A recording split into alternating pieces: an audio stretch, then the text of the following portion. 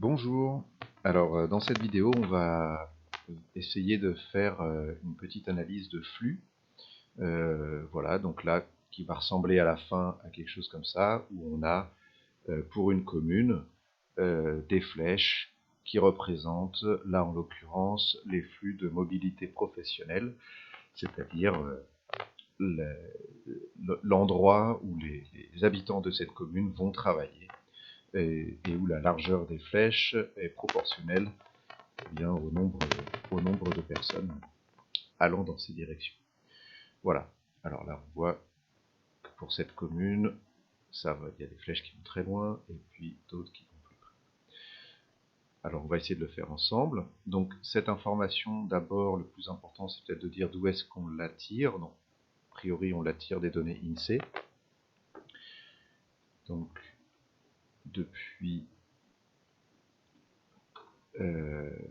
INSEE mobilité professionnelle. Alors ça met un petit peu de temps de trouver toujours sur l'INSEE. Ça s'appelle donc logement, individus et activités, mobilité scolaire et professionnelle, migration résidentielle en 2017. Sachant que le fichier qu'on va utiliser, le mien, il est de 2015 et pas 2017. Mais ça, c'est pas grave. Et donc pour le trouver, on va en général dans statistiques et études, puis dans données. Et là, on peut déjà réduire le nombre de résultats en demandant que les fichiers détails, déjà. Ça permet d'un peu de réduire ça. Et voilà, on le trouve tout de suite ici, logement, individu. Et sinon, il aurait été, je crois, dans le marché du travail. Logement, individu, mobilité scolaire et professionnelle. On clique dessus et on tombe sur le fichier. Et là, on peut choisir migration, mobilité professionnelle des individus. Et le voilà qu'on peut le télécharger en CSV. Voilà, a priori, moi j'ai téléchargé en CSV. Et dedans, il y a un grand nombre de variables. Alors, ce fichier, il va regrouper deux types de données, donc mobilité professionnelle, donc les modalités et le fichier détail, FD, fichier détail, et puis les modalités. Alors les modalités, c'est juste un descriptif des colonnes, savoir ce qu'il y a dans les colonnes. Vous voyez qu'il y a énormément de colonnes. On peut supposer que ce sera un fichier très lourd, et effectivement, ce sera un fichier très lourd. Du coup, je ne vais pas vraiment faire tout le début du travail dans la vidéo, sinon ce serait trop long. Mais là, on peut repérer dans ce fichier-là, donc déjà le champ commune, qui est donc le département et commune du lieu de résidence, puisque c'est ce qui va nous intéresser, de où on part. Et ensuite, là, on a les communes frontalières, donc c'est pas ça qu'on veut. On a un peu plus bas commune frontalière, DCLT, département, commune et arrondissement municipal du lieu de travail. Voilà, DCLT, c'est ça qui nous intéresse, a priori. Et puis, il y a une information qui s'appelle, donc si on n'est pas habitué au fichier INSEE, IPONDI, pondération à l'individu, c'est le poids de l'individu, pondération à l'individu.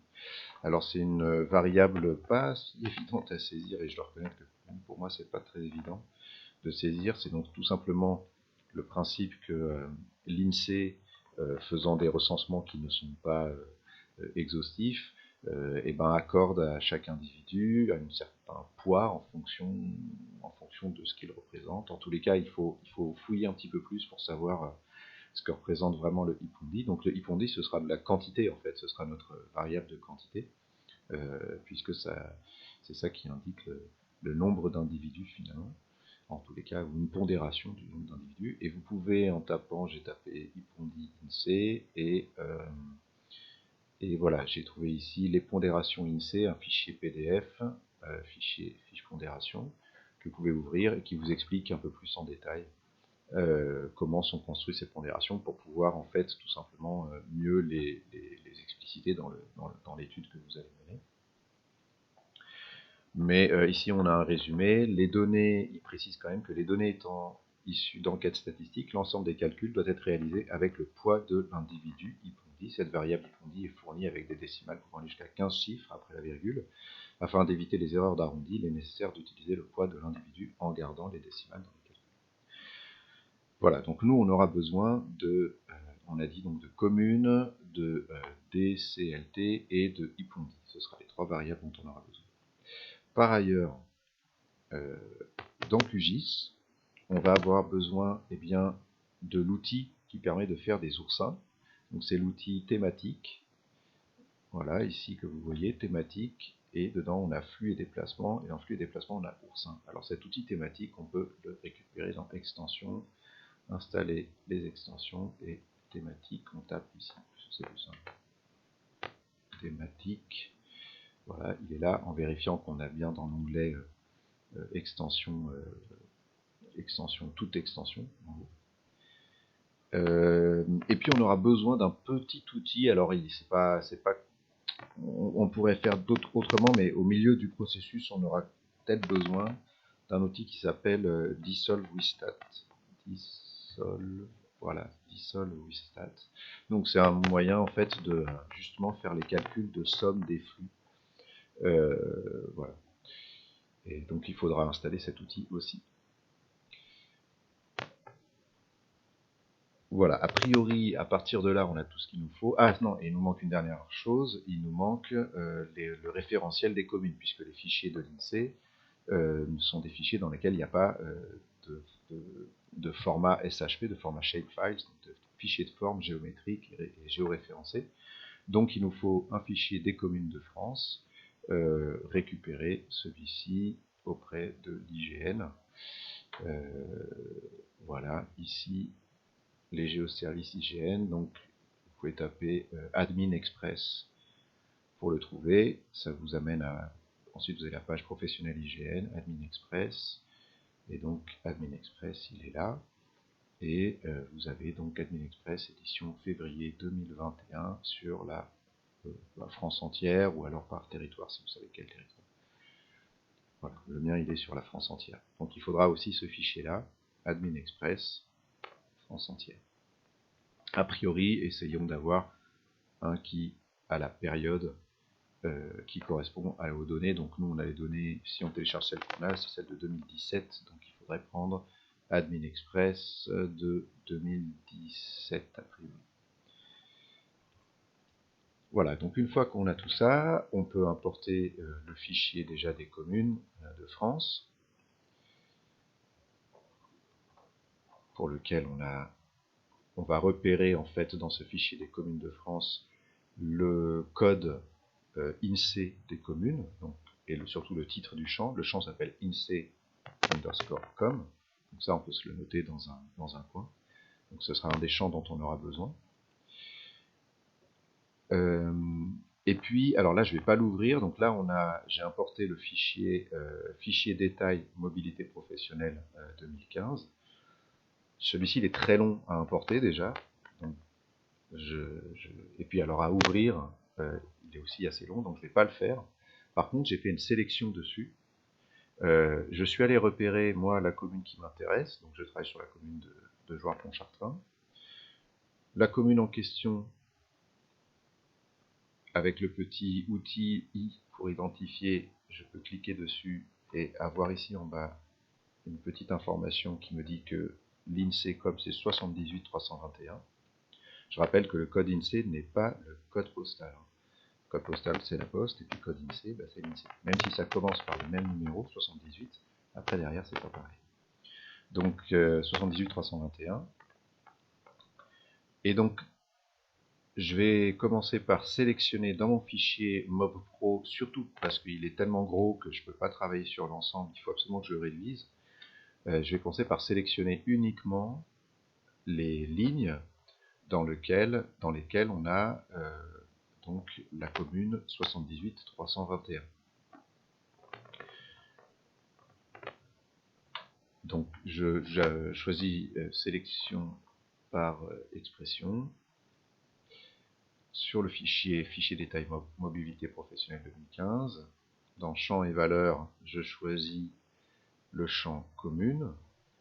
Donc je repère ici, on a le DCLT qui sera le champ de destination, c'est la commune de travail, ça c'est la commune d'habitation, on l'a vu tout à l'heure, là c'est la commune de travail, et puis on voit qu'au plus loin on a le IPONDI dont on aura besoin. Donc pour l'instant, je vais simplement lui dire, dans le tableau que tu as, où il y a donc une colonne avec les communes d'habitation et une colonne avec les communes de travail, sélectionne-moi toutes les lignes où la commune d'habitation correspond à ma commune, c'est-à-dire 78 321. Donc, je lui dis, sélectionne-moi commune où c'est égal à 78 321, et je mets entre petite apostrophe, entre quotes. Voilà. Et ensuite, je fais sélectionner les entités. Alors, je ne le fais pas là, sinon c'est un peu long. Je fais sélectionner les entités. Et puis, une fois que j'ai sélectionné les entités, toujours sans ouvrir le fichier, je ferai un clic droit dessus, exporter, sauvegarder les entités sous. Et là, je coche n'enregistrer que les entités sélectionnées. Ce serait le cas s'il y en avait. Là, il n'y en a pas parce que je ne l'ai pas fait pour de vrai. Et j'exporte au format CSV dans mon répertoire de travail. Donc là, je l'ai appelé Select Mobilité Professionnelle 78 321. Fichier CSV. Il est là, enfin j'en ai même fait un de base et j'en ai recréé un deuxième qui s'appelle BIS, c'est celui sur lequel je vais travailler. Alors celui-ci, je peux l'ouvrir. On peut déjà voir à quoi il ressemble. Voilà, donc on a la commune 78 321. Il n'y a que celle-ci puisque j'ai sélectionné que les lignes où il y avait celle-ci. Et on a le DCLT qui sont les numéros des communes de destination, et puis plus loin, on a le IPONDI qui est là. Et puis il y a d'autres encore colonnes qui sont derrière, mais que j'ai déjà supprimées, et qu'on va continuer à supprimer par la suite. On va essayer de réduire un autre fichier à n'avoir que les 3 colonnes qui nous concernent. Alors, on remarque juste une chose dans le DCLT, c'est qu'on voit plusieurs communes qui démarrent par 75, donc c'est Paris, mais c'est visiblement des arrondissements. Or, notre fichier, en tous les cas pour celui que j'ai choisi, des communes de France, il n'a pour Paris qu'une seule valeur, c'est 75. Voilà, 75 056 il me semble. 75 056, voilà, ça regroupe tout Paris. Donc, moi, il se trouve qu'effectivement, dans mon analyse, je ne souhaite pas avoir des flèches qui vont sur chaque arrondissement, et donc, je vais devoir aussi transformer toutes mes données en 75 056. Alors, la première étape, c'est effectivement de supprimer des champs. Alors, il y a deux manières de supprimer des champs. Soit, ici, je peux activer la modification du fichier en cliquant sur le crayon, et ici, choisir de supprimer des champs. Alors ça, je ne recommande pas de le faire, parce que si on supprime, par exemple, des champs qui sont après une certaine colonne qu'on veut garder, et d'autres champs qui sont avant cette colonne qu'on veut garder, et puis encore d'autres qui sont avant une autre colonne qu'on veut garder, ce qui serait notre cas, eh bien, il y a des petits bugs qui apparaissent. Alors, il y a une autre fonction qui s'appelle supprimer champ. Voilà, supprimer champ. Et là, on peut du coup sélectionner les champs qu'on veut supprimer. Donc, nous, on veut garder IPONDI. On veut supprimer, a priori, tous les champs jusqu'à DCLT et garder commune. Voilà, on veut garder ces 3 champs-là. Et là, on peut créer une couche nouvelle, enregistrer ce fichier vers une nouvelle couche où on va enregistrer ce nouveau fichier. Et donc c'est ce que j'ai fait, je crois, normalement ici. Voilà, on n'a plus que les 3 champs.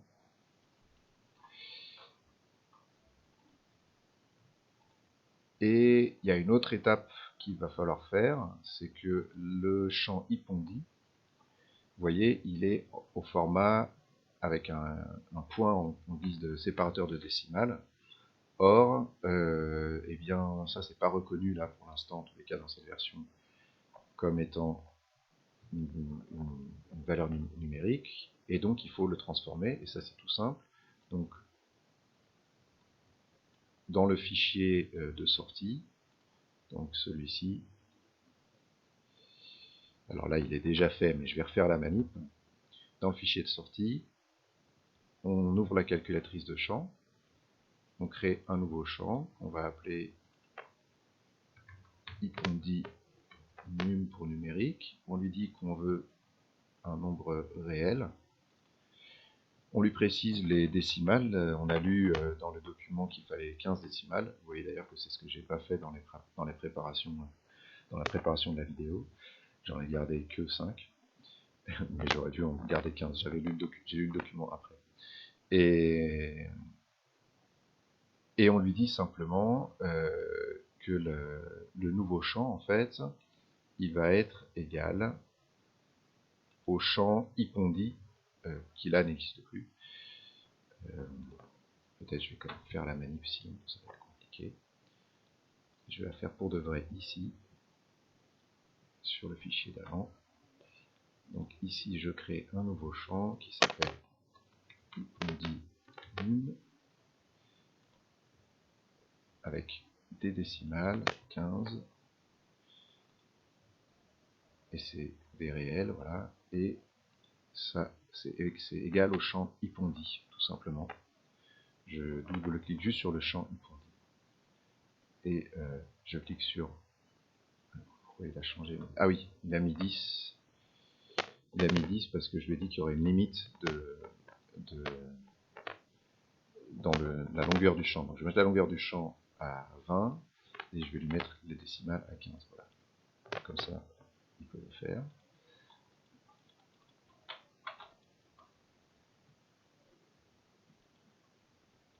Et là, normalement, il a créé donc un nouveau champ ipondi num avec cette fois-ci la virgule à la place du point. Voilà. On peut ensuite ne pas oublier d'enregistrer en cliquant sur la petite disquette.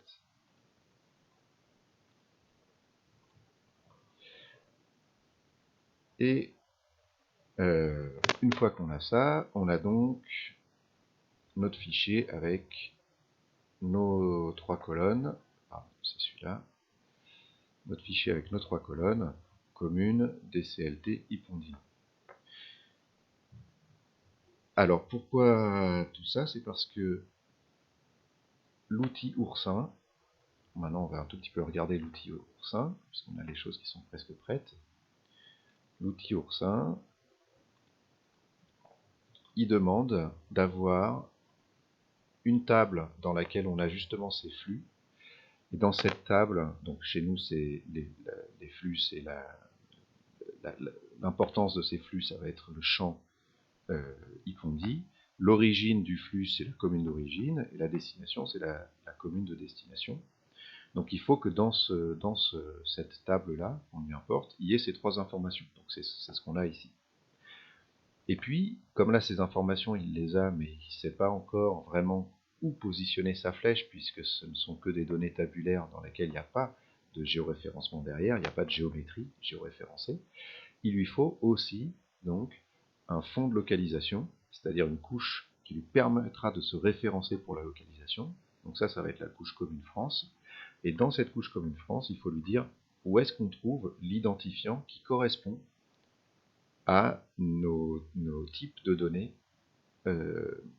qu'on a ici en origine et en destination. Donc ici, on va avoir en origine la commune, le numéro INSEE de la commune d'origine, et ici le numéro INSEE de la commune de destination. Donc dans notre fichier de géolocalisation, il faut lui dire où est-ce qu'on trouve les numéros INSEE des communes. Et bien c'est dans le champ INSEE commune. Donc lui, ça lui permet de se référer à ce fichier et à ce champ pour pouvoir positionner les flèches pour lesquelles on définit donc l'origine, la destination et le flux ici. Alors on a presque fini. Il nous manque une seule chose, c'est que dans cette table-là, on a, pour les communes de destination, on peut avoir plusieurs fois la même commune de destination. Pourquoi? Parce que, eh bien, dans le fichier INSEE, tout simplement, ils ont interrogé plusieurs ménages qui ont, pour plusieurs ménages, ont la même commune de destination. Donc, plusieurs ménages vont à Paris. Mais c'est pas que Paris. Par exemple, la commune 78-158, pareil, il y a plusieurs ménages qui vont à la commune 78-158. Donc là, maintenant, il faudrait faire une somme de ces flux pour n'avoir qu'une seule ligne. Pour la commune, pour qu'on n'ait qu'une seule flèche, pour la commune 78-158, une somme de ces flux. Et pour ça, donc on va faire un regroupement, regrouper toutes les communes de destination identiques et en additionnant tous leurs flux correspondants. Et alors pour cela, on aurait une fonction regroupée de GDAL, mais alors si elle marche chez vous, tant mieux, donc dans laquelle, mais chez moi elle marche pas. Donc dans laquelle tout simplement on choisit donc ah oui non, et c'est ça, elle marche pas parce que elle marche pas sur des fichiers qui sont pas des fichiers vectoriels, des fichiers avec une géométrie. Là il ne cherche que des fichiers avec une géométrie, et donc n'ayant pas de fichiers avec une géométrie, ce n'est qu'une table, ça peut pas fonctionner. Et donc c'est là qu'intervient la petite extension dissolve with stat qu'on a installée, dans laquelle on lui dit voilà, c'est dans les champs, dans mon fichier qui s'appelle champ non enseigné, je veux dissoudre le champ à partir de la commune de destination, donc DCLT, et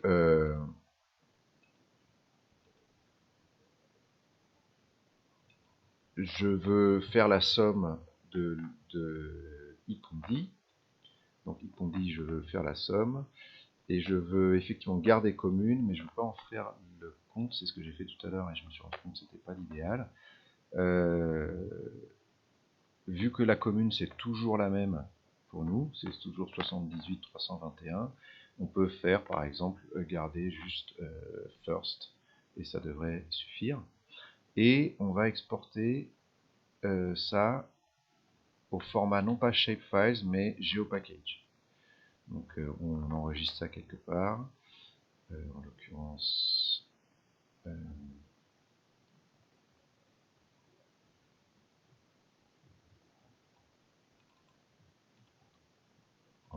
ça doit être ici, joueur Pontchartrain, voilà.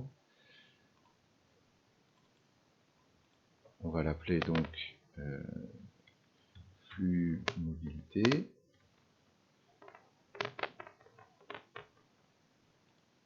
Au format geopackage, on fait OK, et il l'a créé ici. On peut ouvrir et vérifier. On a bien 78 321 ici. On a bien toujours le DCLT, mais cette fois-ci on n'en a plus qu'un seul. C'est facile à vérifier pour la commune de Paris. Là, il n'y a plus que une seule fois 75 056. Et on a bien ici une somme. Donc une somme de toutes les valeurs iconiques qu'on avait précédemment. Il ne nous reste plus qu'à faire cette fameuse flèche. Alors ces flèches, on va aller sur thématique. Donc thématique, flux et déplacement pour ça. C'est donc dans la table flux mobilité. La commune d'origine c'est le champ commune. La commune de destination c'est le DCLT. La variable de flux c'est l'ipondi numérique. Si on ne l'avait pas transformé au format numérique, là il ne l'aurait pas reconnu. Le fond de géolocalisation c'est donc la couche commune France. L'identifiant dans la couche commune France qui nous permet de reconnaître le code INSEE des communes, c'est INSEECOM. Là, on pourrait mettre un flux minimum à représenter, si on voulait, c'est-à-dire pour ne pas avoir trop de flèches. Et on pourrait aussi avoir une distance maximale des flux, si on ne voulait pas représenter des flèches qui vont très très loin. C'est tout. On peut faire exécuter.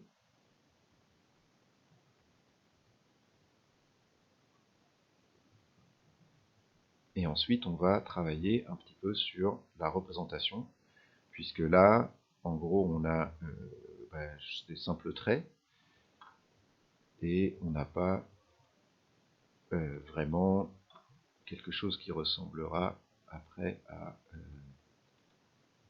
voilà, à ça.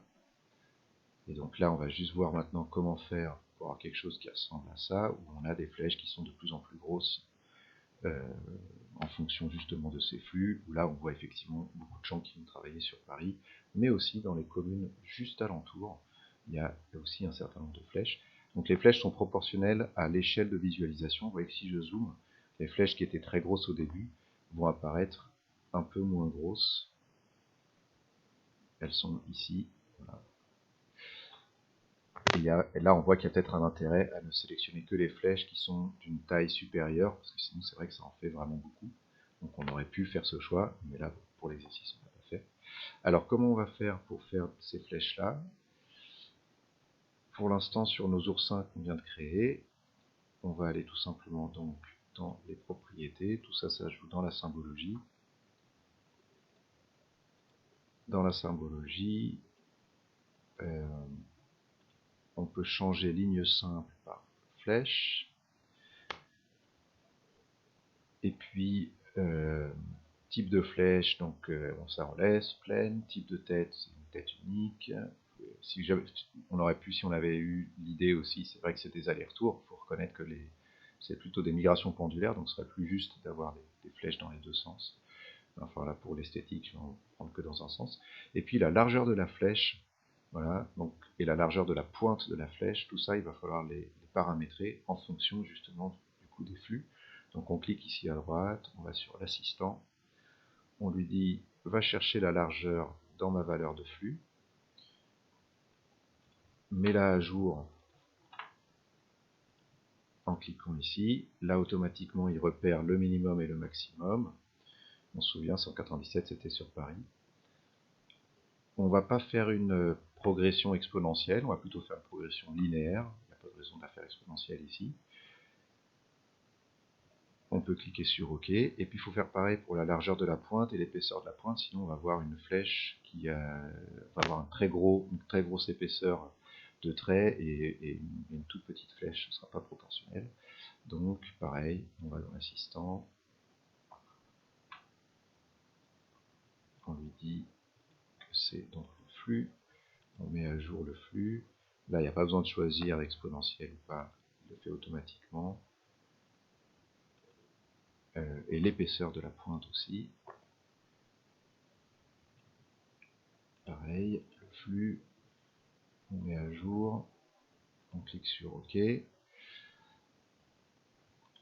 Voilà, on peut déjà faire OK. Ça nous fait déjà des flèches qui commencent à avoir un certain aspect. Alors il y a une chose qu'on peut rajouter encore, c'est, vous voyez qu'il y a il y a plusieurs choses qu'on pourrait faire, mais là il y a des flèches qui sont grosses, qui sont peut-être, on peut supposer, les plus importantes, et qui sont cachées un petit peu derrière, comme celle-ci là par exemple, qui sont cachées derrière des petites. Alors je voudrais faire en sorte que les flèches grosses apparaissent au-dessus. Donc pour que les flèches grosses apparaissent au-dessus, je vais dans symbologie, ah oui, et je vais dans graduer, voilà c'est ça, graduer par taille, voilà, je fais classer, la valeur, c'est des flux, voilà, je fais classer, et ici je vais aller dans avancer, niveau de symbole, activer les niveaux de symboles. Donc là, le niveau, c'est on va dire, c'est un niveau, c'est comme un ascenseur, quoi, comme le niveau au-dessus ou en dessous, quoi. Et donc 0, bah, ce sera tout en dessous, et puis on peut monter, par exemple, là il y a 1, 0, 1, 2, 3, 4, donc il y a 4 valeurs. On peut mettre le 0, les flèches qui ont une valeur de 5 à 44, elles restent à 0, celle-ci on appelle ça 1, celle-ci à 2, celle-ci à 3, celle-ci à 4. Voilà, et là normalement, il devrait faire passer les flèches au-dessus. Voilà, on voit que celle-ci qui était cachée en dessous de plein d'autres petites flèches, elle est maintenant passée au-dessus. Et enfin, ce que vous avez vu que là, l'affichage, il est facile et rapide. Néanmoins, les flèches sont un peu brutes de décoffrage. Si on veut, on peut essayer de faire quelque chose qui est entre guillemets un peu plus esthétique, mais là, on est vraiment sur des questions de de point de vue personnel. Donc là, vous voyez que les flèches, elles ont un effet un peu lumineux et un ombrage, etc. Donc pour travailler tout ça, toute cette dimension ombrage et luminosité, ça se fait pour le plaisir, toujours dans les propriétés, sur la flèche,